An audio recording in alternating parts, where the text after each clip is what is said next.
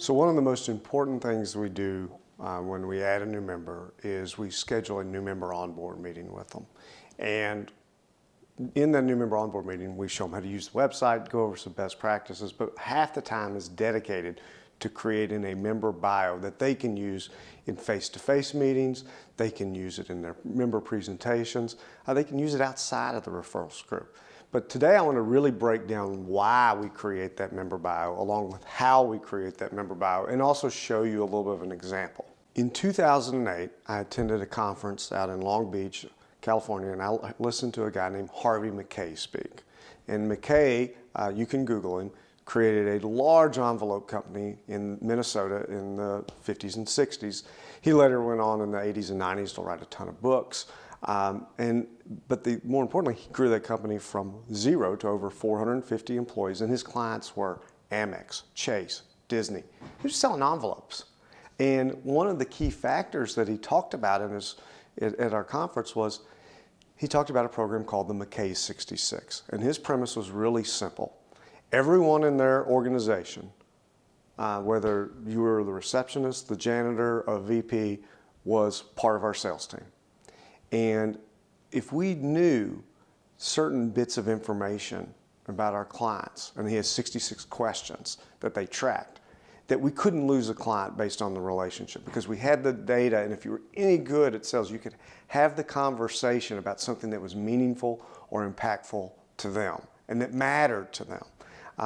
And so we built a lot of our member bio, and the premise behind that of trying to answer about 25 to 30 of those questions, because what we're trying to do within the referrals group is we're trying to incubate the relationship. So the faster that we can get you knowing, liking, and trusting the other people in the room, the faster it is that you're probably going to be able to give and receive referrals. So today I want to break down kind of how we structure our member bios and why we do that. And I'm going to use mine as an example here. So we lead off our member bio with a section that just says about me. So if you're looking at my member bio right now, you can gather some information around me. You can see, hey, he's married to his wife Megan since 2004. She's from Dayton. I'm from Western Kentucky. We met the last semester of our senior year at UK. If I'd met her sooner, I would have screwed it up, and I still try.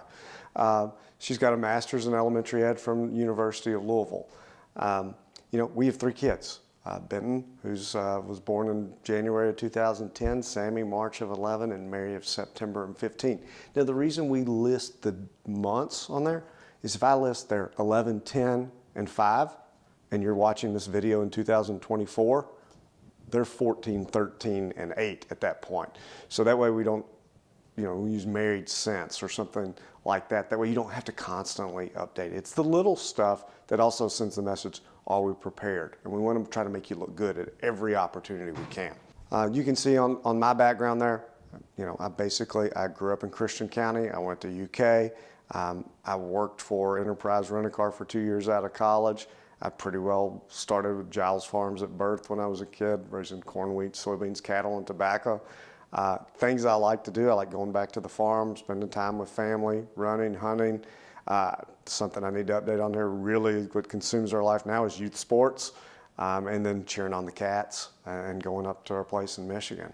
One of the other sections in here, the second section, is what are you involved in? And one of my mentors early on said you need to be involved in 3 to 5 different networks. And networks don't necessarily have to be formal organizations that you're a part of.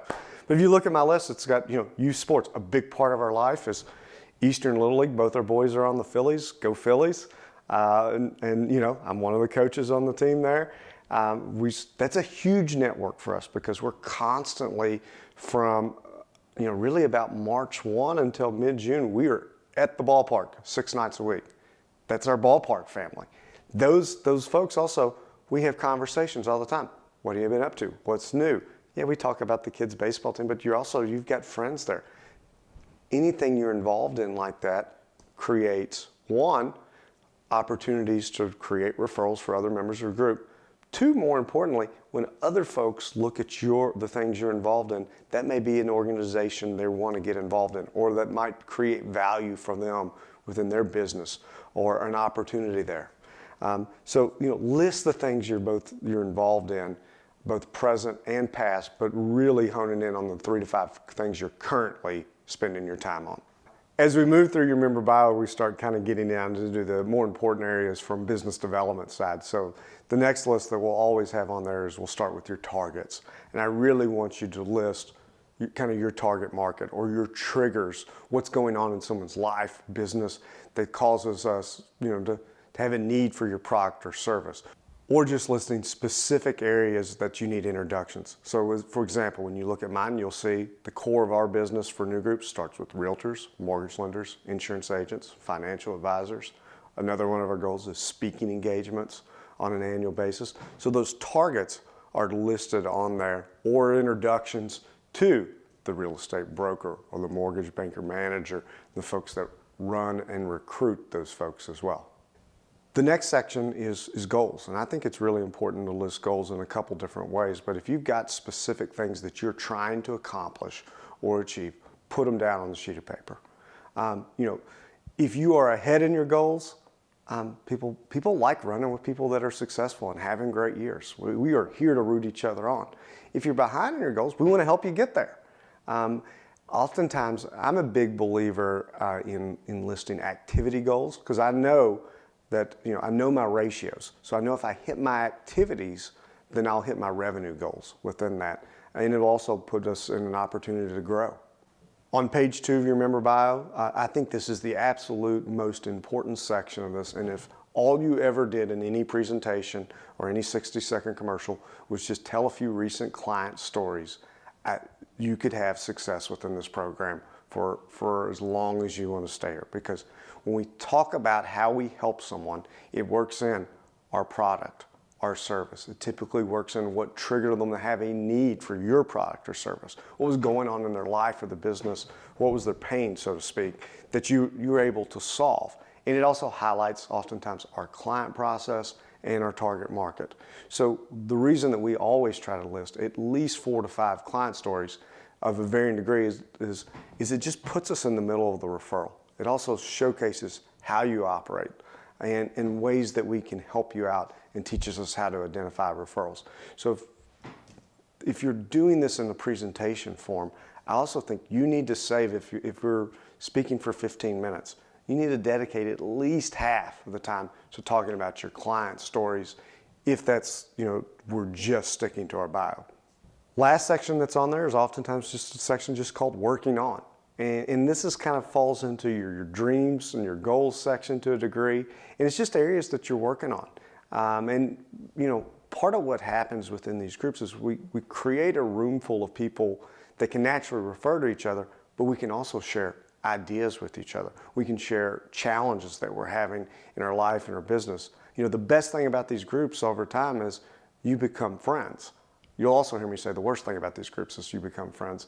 But the value of having those trusting relationships where you can share, things that you need is invaluable. I had a member ask me, this was probably 4 or 5 years ago, and said, hey, in a face-to-face meeting, another member gave me a marketing idea that we decided to implement, and it's been worth over $25,000 a year.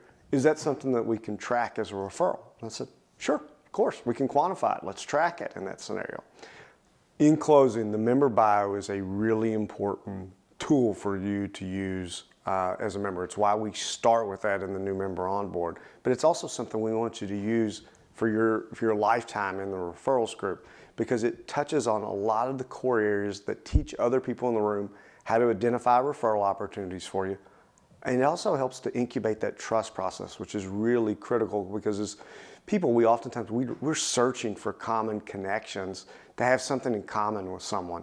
And that may be the icebreaker or the question that triggers a referral opportunity or sparks the relationship.